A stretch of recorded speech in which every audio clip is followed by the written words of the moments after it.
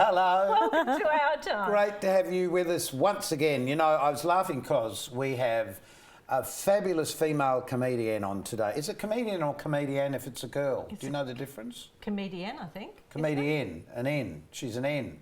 And We'll find out soon enough. Be my love,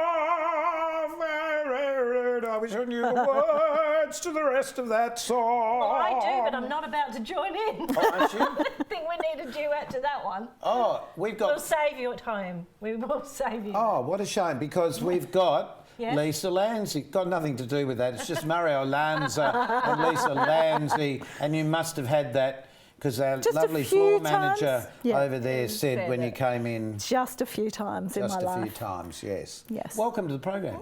Thank you. It's lovely to be here. You and some friends have started off something that's really valuable in our community. We think so.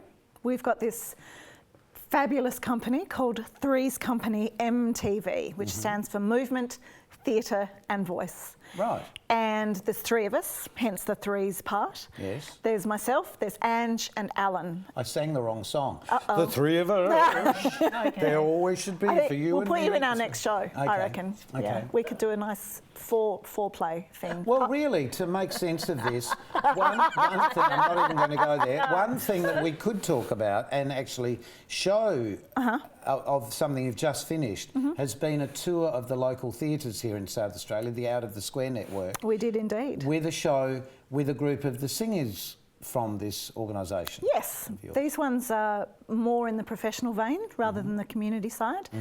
And there were 10 or 9 performers, depending which day it was, and it was called Seasons of a Lifetime.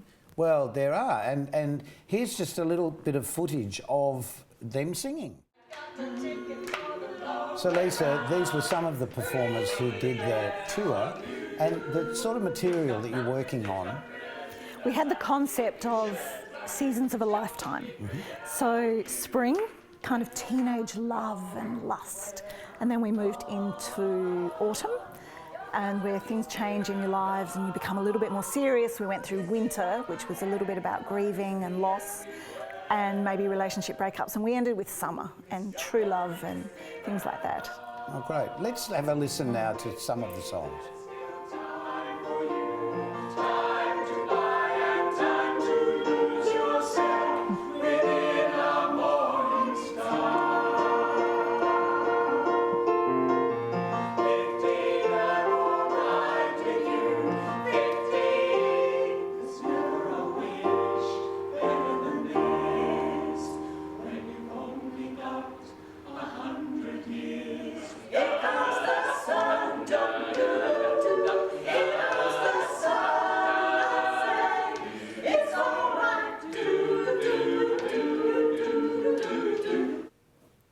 Wow. So, did you enjoy the tour? We loved it. Yes. I didn't want it to stop. Great to be doing something on a regular basis. We Absolutely. recognise that set, though, don't we?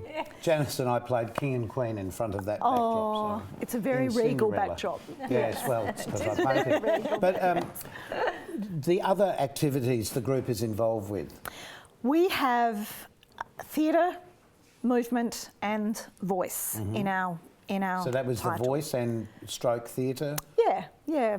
We call that one cabaret, but one of the things we do during the week is work with about 9 different community choirs, and all of those people, we describe them as being perhaps people that wouldn't normally go to a nighttime singing group.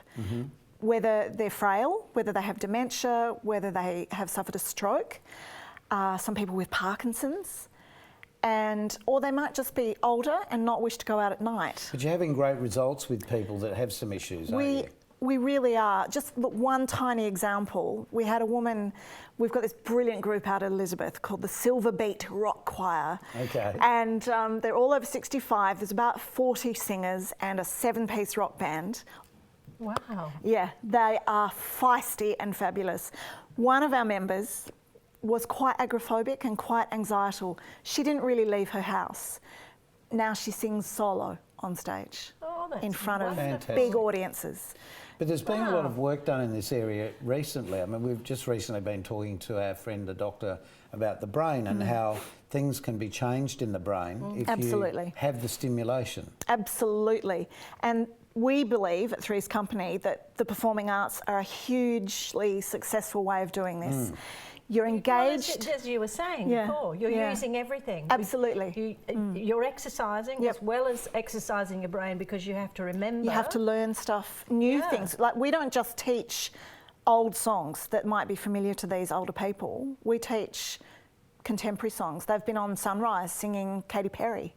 Yeah, and it's fantastic. yeah, they really But are you're also remarkable. working through prisons as well, aren't you? Yep, Ange and I did quite a long project in the women's prison And they in let you Adelaide. out? Yeah, that's what my husband said to me every night. Oh, you're home. How lovely. We did. It was a brilliant project. We found we had a lot of rapport with the women prisoners, and we didn't go into what was happening with them. We just treated them like Well, it's irrelevant, people. really, isn't it? Absolutely. For what you're doing. But the self-esteem was fantastic for them. So do you have government assistance with this? We get funded to work in all of these different projects by local councils, private corporations, philanthropic trusts. We work with some homeless women as well. We've done work in the mental health industry. And what was your background to lead into this? I was a hoofer, Malcolm. I've been dancing since I was, about 3 to say, years perhaps we old. should just explain what a hoofer is, because not everybody understands that terminology, but yes, dancing. Well, I danced Yes. my whole life. That was my career. I did interrupt it and go to art school briefly and loved that. But you've had a background in the performing arts, I have, that's the thing. and I still love to perform. But it's about also sharing that love with other people and Absolutely. encouraging them to participate. Absolutely. So how did the three of you come together? Alan, at the time, was working for a local council, and he hired Ange and I to take on the Silverbeat Rock Choir. And we found that the three of us had this great synergy. And so we wanted to keep doing more of what we do. Yeah. And Well, Alan is working now with theatre as well. Right. Well, I went to the launch of You the did, group, yes, yeah. here. And it was, and I sat there thinking, because I didn't know who you were at that time, and I sat there thinking, what a great opportunity for people to participate. Because maybe you've had a lifetime career in a business sense, Absolutely. you've retired, and it's an opportunity to rekindle something that you never got a chance when you were young. Absolutely. And we hear that so often, I guess you do too. Never had the chance.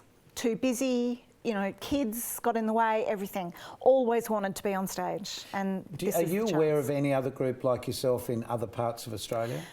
Not this specific. Okay, so here's a bit of a challenge to anybody who is part of a group. Why don't you leave some information on Facebook for us so that perhaps people in your hometown, Yeah. wherever that may be in Yeah. Australia, can either contact Lisa and the group to find out a bit more about how you started and what you've done. We would love to interact more with lots of other organisations. And it can be in a country town as much as Absolutely. it can be in a major we, city. We tour anywhere. We go anywhere. So have You you need got... a bus. Have you got a bus? No, but anyone who wants to give us a bus is more than welcome. We'd love a bus. It needs a toilet though, because over 65. And what's wrong with the plastic bag in the corner? Maybe for you, Malcolm. I've had to work in some dressing rooms where that was the only... Yeah, same here. Yeah. And we all. But Lisa, so the plan for the future is what? Keep doing what we do. We have so much anecdotal evidence about how much healthier people are in body, mind and spirit after we work with them. All our Is this projects. both audiences as well as the performers? Yeah. We get the best reactions from the audiences, because you can imagine older people walk on stage and everyone kind of goes, oh yeah, okay, what's this going to be like? And you know, out of their mouths comes Leonard Cohen's Hallelujah, or Katy Perry's Raw, or a song from Pink, or AC/DC, and all sorts of other things. And we've done lots of collaborations. The one, I guess, because I originally am a dancer, is a lot of work I did last year with Parkinson's SA, getting people with Parkinson's to move.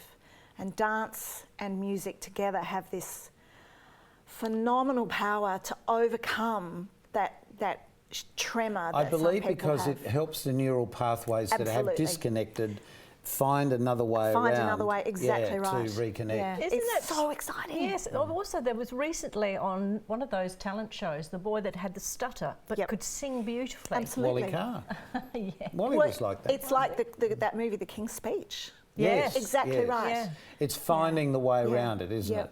Look, we wish you great success in the future. Thank you. And hopefully we can have something else on our program that you've achieved. And I think Silverbeet would be in here keep like in a touch. shot. Keep I in will. touch. Yes. Keep in touch. Thank you so much. And please, if wherever you're watching the program in Australia, please connect with us on Facebook and just let us know if you have something going or if you'd like to find out some more from Lisa. We'd love to do that.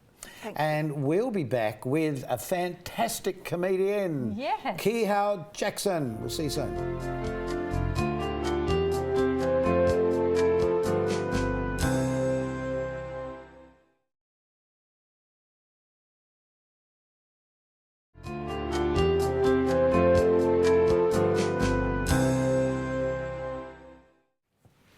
Welcome back. Welcome back. We have a special guest. Well, they're always special, aren't they? Everyone's special, Everyone's particularly Kiha Jackson. Welcome to I the don't know if that's program. good to be like, special. Yeah. Oh, yeah. Very special. Very special. Special all the way originally from Hawaii, or is that Hawaii? It's Hawaii. Oui. There's a completely different. collateral side. But that's an old joke. That's an old Bob Hope joke. And is it Hawaii or Hawaii? You're welcome. Yes. Sorry. Yeah, Neither am I. exactly. So you didn't start off to be a stand-up comic, did you?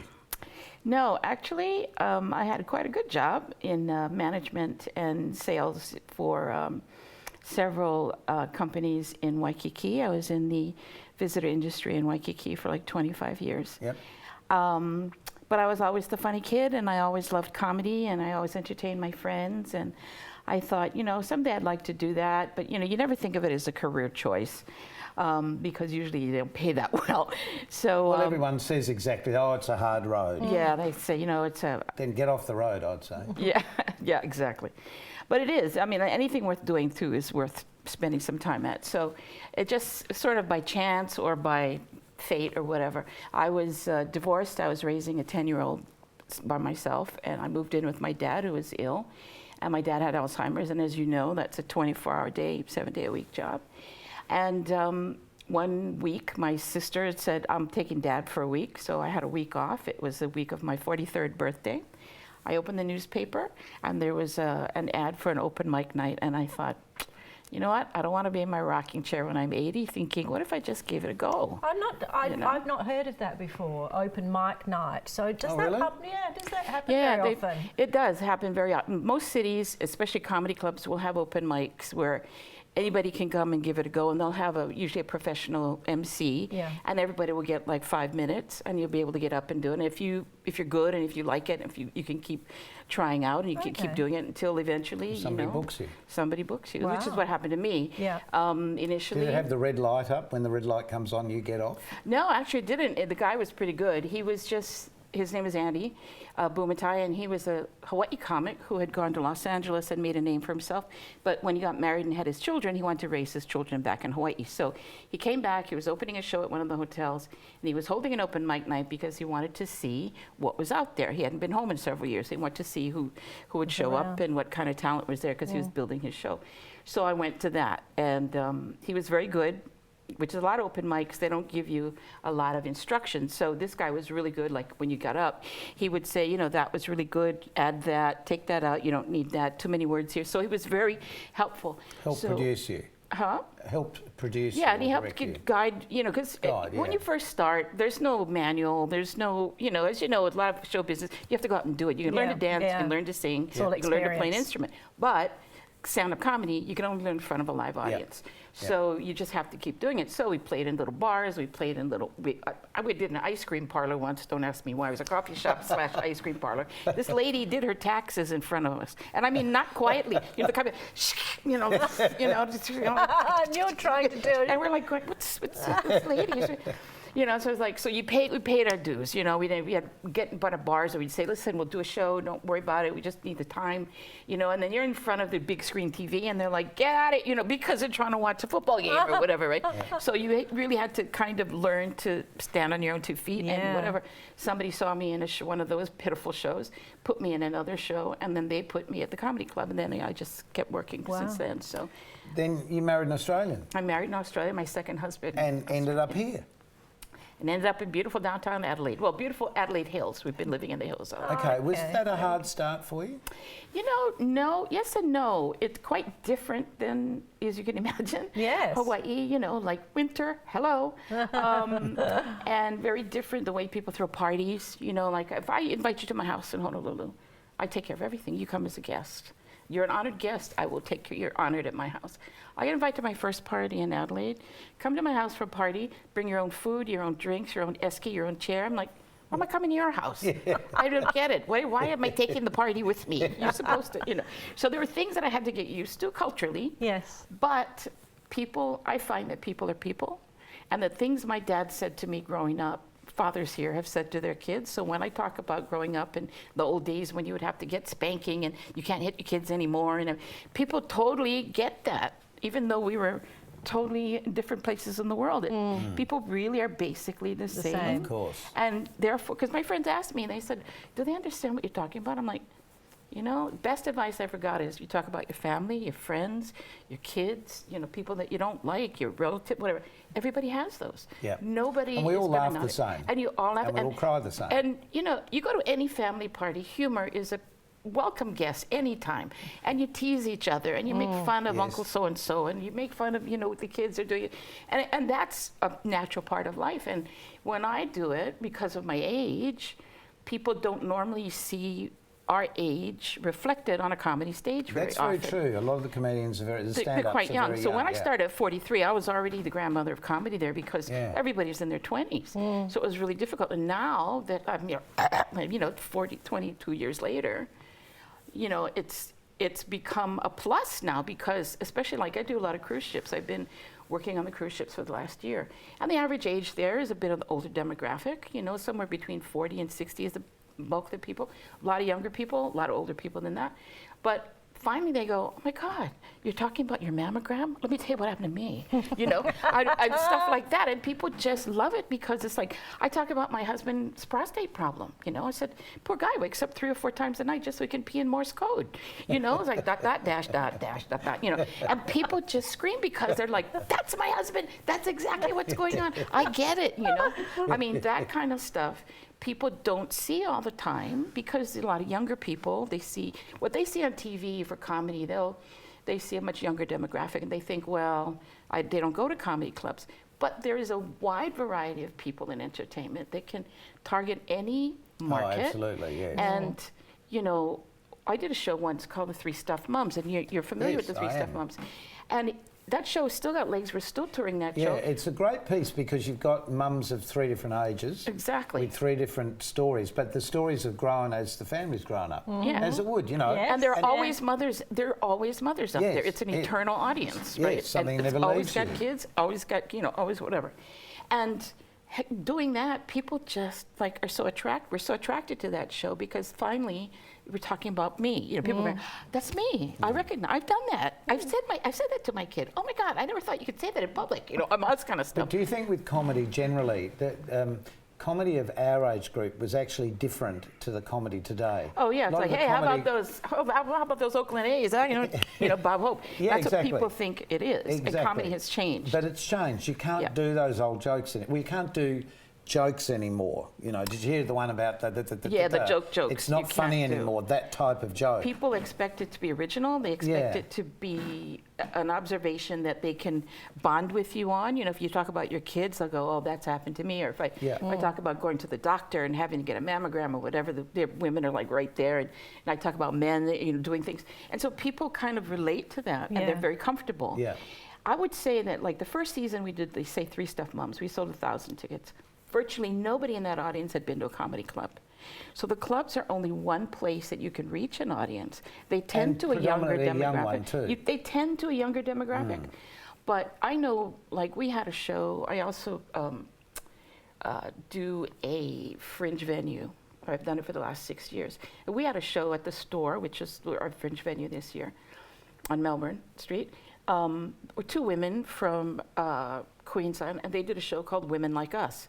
And there were 2 mothers in their 40s, and they talked about the kids, and they talked about all kinds of their marriages and stuff. 2 women, 2 mothers, and they did a show called Women Like Us. And there were 2 mothers in their 40s, and they talked about the kids, and they talked about all kinds of their marriages and stuff. popular because why? Nobody's talking about that. Especially women do not find themselves reflected well on a comedy stage. So there's more and more women getting involved in comedy, which is good. On the ships, we do a comedy gong show with the passengers, and the comics will judge the gong show. Some of those people are just hysterical. A lot of them are old rehashed jokes and stuff, but some of them that write their material, amazing. Telling the true story. And I do a workshop prior to that, and people come to the workshop to learn a bit about comedy, and I tell them, you know, all it is comedy is truth. That's why it's funny. How many times have you heard someone tell a joke and you go, oh my God, that's so true? And that's why you laugh. Because it really, I tickling your recognize funny it. bone thing is the trick. They recognize the truth It's of it. been lovely to talk to you. I wish we could keep going on. But the answer to this is, if you see Kiha appearing anywhere, make sure you get to see her. Personal recommendation, very funny lady, hits it right down the ballpark, so to speak. Thanks for being part of Our Time. Oh, thanks so much. Thank you. Thanks It's for having me. It was meeting lovely you. meeting you. Yeah. Yeah, just to make sure people keep laughing. That's what I want to know. Keep laughing. Keeps you young.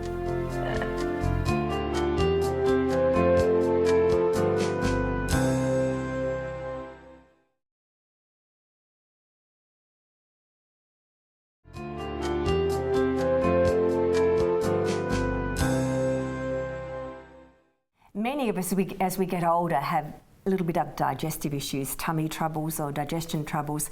Kimberly Douglas, our nutritionist, is here today, and we're going to talk about how would you know if you have low digestive enzymes? Because that's what we need in the body, isn't it? Sure. So how do we know? Yeah, well, when you eat food and it goes into your stomach, our body is meant to secrete enzymes, things like lipase to break down fats, amylase to break down carbs, protease to break down proteins, and so pepsin to break down proteins. And that all moves around, breaks the food down, and as it moves through your gut, you then get proper nutrition. So how would you know if that process isn't working anymore? The first thing is you'd get fingernails that flake and chip from the top. A lot of people come in and say, my fingernails split all the time, or you get those ridges down your nails. Second of all, you may get reflux, and you would think, but hang on a minute, doesn't that mean too many enzymes?